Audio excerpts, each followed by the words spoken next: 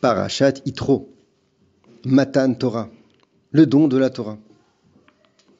Alors juste avant, Hachem s'adresse à son peuple en guise d'introduction et lui dit Ve'ata, et maintenant, im shamoat tishmeu, si vous allez écouter Bekoli, ma voix, ou shmartem et beriti, et vous allez garder mon alliance, sous-entendu, vous allez prendre sur vous les mitzvot, vitem li segula, vous allez être un peuple élu pour moi, ve'atem tiyu même lechot kohanim, vous allez être considérés pour moi comme si vous étiez tous des kohanim, ve'goy kadosh, une nation particulière, et après, le passage qui termine, Ele adevarim asher tedaber ben Israël. Voilà les choses que tu diras au ben Israël, sous-entendu les 10 commandements. Alors évidemment, cette introduction n'est pas anodine, c'est pour donner un message au ben Israël à l'époque du Matan Torah et aussi pour nous à notre époque. On va se focaliser sur le mot Ve'ata. Et maintenant, vous les ben Israël, si vous allez écouter ma voix. Pourquoi il est marqué Ve'ata maintenant? Le message est le suivant, dit Rashi. Im ata tikablu alechem, si maintenant vous prenez sur vous les mitzvot, yeherav lachem mikanu le'aba, ça va être agréable pour vous ultérieurement. Shekol, atralot, kashot. Parce qu'il faut savoir que tout début, tout commencement, tout premier pas est difficile. Le message, il est évident, c'est que quand on veut prendre la Torah sur nous, quand on veut faire tchouva, et même quand on est déjà dans le coup et qu'on veut avancer encore, eh bien, au début, c'est difficile. Après, c'est sympathique. Mais au début, c'est difficile. On souhaite toujours que ce soit toujours agréable de faire Avodat Hashem. Mais des fois, ça passe par des difficultés. Ne pas se croire que que quand on fait tchouva, alors on va se la couler douce, on va dire entre guillemets, tout va être facile. Non. Des fois, ça passe par les difficultés. À un autre endroit, on peut voir le même principe. Le passage qui dit Sheva Ipol Tzadik Vakam. Un Tzadik, 7 fois il tombe et il se relève. Alors évidemment, ici, quand on parle de Tzadik, c'est l'Avdavka un Tzadik. C'est tout un chacun. Même un Ben Israël qui n'est pas forcément un Tzadik. Et il dit Rav Yitzhak Hutner que la traduction de ce pasouk, attention, c'est pas malgré le fait qu'un tzaddik il est tombé, alors il va se relever. Non. L'explication de ce pasouk, c'est puisqu'il est tombé, alors c'est sûr qu'il va se relever. Pourquoi? Parce que le passage, pas obligatoire, mais souvent, pour pouvoir pour pouvoir se relever, pour pouvoir avancer dans la Ruchniut, c'est de tomber, d'avoir des difficultés, des épreuves, des nisyonotes. Encore une fois, on ne se les souhaite pas. Mais il faut s'y attendre que des fois, oui, quand on veut avancer en Ruchniut, eh bien, le passage pour le faire, c'est à travers des nisyonotes. En l'occurrence, quand on tombe. Pareil, David Ameller, il a relayé ce principe-là dans son Tehilim, c'est marqué Al tismechu oyavti, que mes ennemis ne se réjouissent pas, qui n'a falti kamti, parce que je suis tombé, et je vais me relever. Qui est Hashem Rocher, parce que même si maintenant je suis dans le Rocher, Hashem Orli, Hashem il va être une lumière pour moi. À nouveau, il ne faut pas traduire. La mroch chez la falti, je traduis, bien que je suis tombé, eh ben c'est pas grave, ça va passer, je vais me relever. Ou alors, bien que je suis dans le Rocher, alors Hashem il va me mettre dans la lumière. Non, il faut traduire, parce que je suis tombé, ça va être le tremplin pour pouvoir kamti, pour pouvoir me relever. Parce que j'étais dans le Rocher, ça va être le tremplin pour avoir la lumière. Même principe. Atrala, kasha. Le début, c'est difficile, mais au contraire. Des fois, c'est un passage qui nous fait mal, on va dire, mais qui va être le vecteur d'une avancée dans la Ruchniut.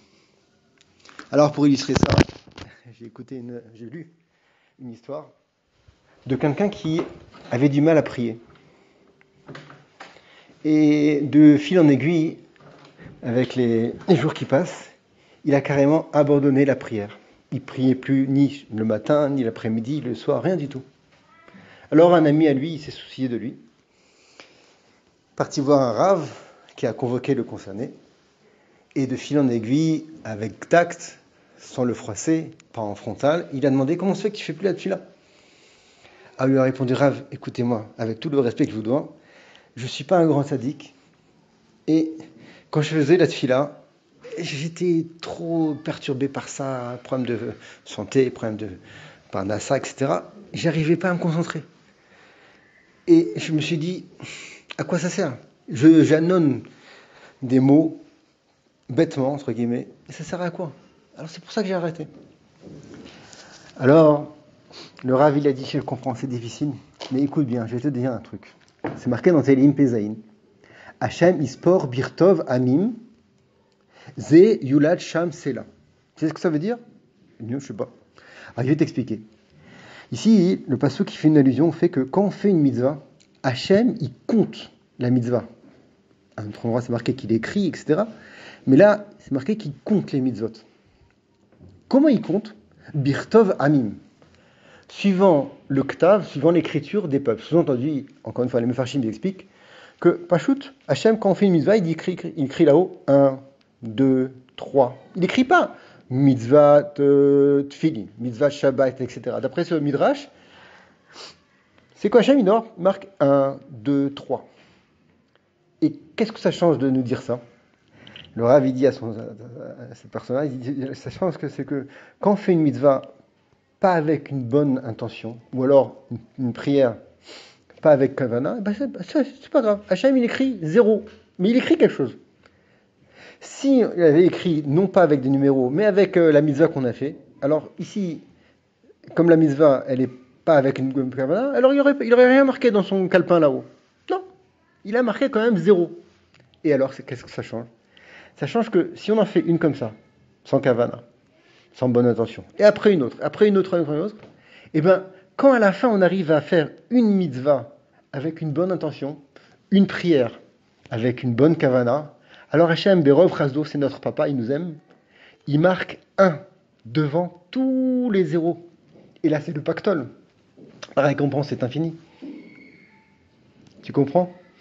C'est que des fois, pour avoir une fila de kavana, il faut passer par toutes les filotes qu'on avait fait avant sans kavana. Même principe qu'on a dit tout à l'heure. C'est que quand on veut avancer dans la News, en l'occurrence là c'était quelqu'un qui était religieux, mais simplement il avait du mal à faire la fila, il ne faut pas être mityaïch, il ne faut pas abandonner, se dire à quoi ça sert. Non, le 0, à la fin ça sert. Ça fait beaucoup de 0 après le 1, c'est des millions. Pareil dans la Avodat Hashem, au début c'est difficile, c'est pas grave. On continue comme ça, et après on aura une aftacha, une promesse que ça va être Yeherav Lachem, comme dit Rashi, ça va être agréable pour vous. Bémet, cette Nekudala, on la voit aussi dans le Zohar. Le Zohar, il dit qu'il y a un malar qui est un ange, nommé par Hachem là-haut dans Rekia, qui note toutes les mitzvot qu'on fait sans kavana, et il attend le moment où on va faire une mitzvah avec kavana, pour faire que toutes les mitzvot qu'on a fait avant, ils vont être bekavana. C'est comme on a dit tout à l'heure, pour avoir le pactole.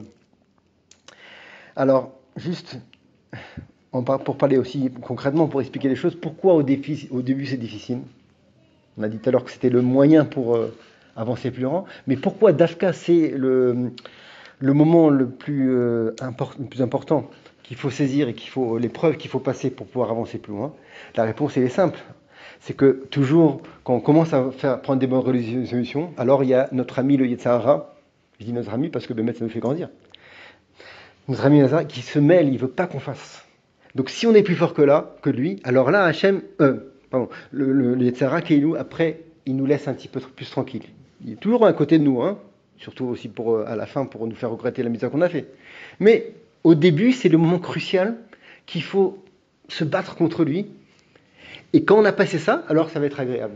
Autre explication, pourquoi c'est super important de passer ce cap, la première étape, pourquoi c'est le moment le plus difficile? La réponse c'est que Hachem, il nous dit que Pitrouli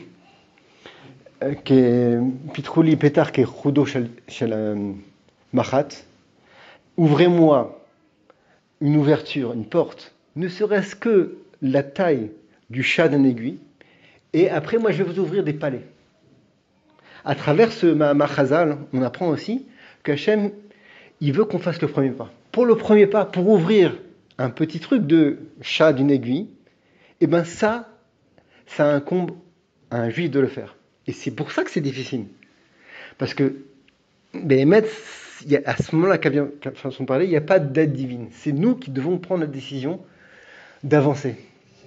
Une fois qu'on a pris cette décision-là, et qu'elle était difficile cette décision, alors Hachem, il nous aide, il nous ouvre des portes incommensurables, sans limite. Alors voilà, on cherche les Yeshuot dans la période dans laquelle on se trouve. Il faut se dire qu'on est dans le Rocher. Il ne faut pas se dire, malgré tout, on va passer le cap. Non, il faut se dire, ce Rocher-là, des fois, c'est le moyen pour pouvoir avoir la Yeshua, la délivrance. Et vous êtes Hachem qu'on a la Geoula Bimera Biamenu et la fin des Tsarot. Shabbat Shalom.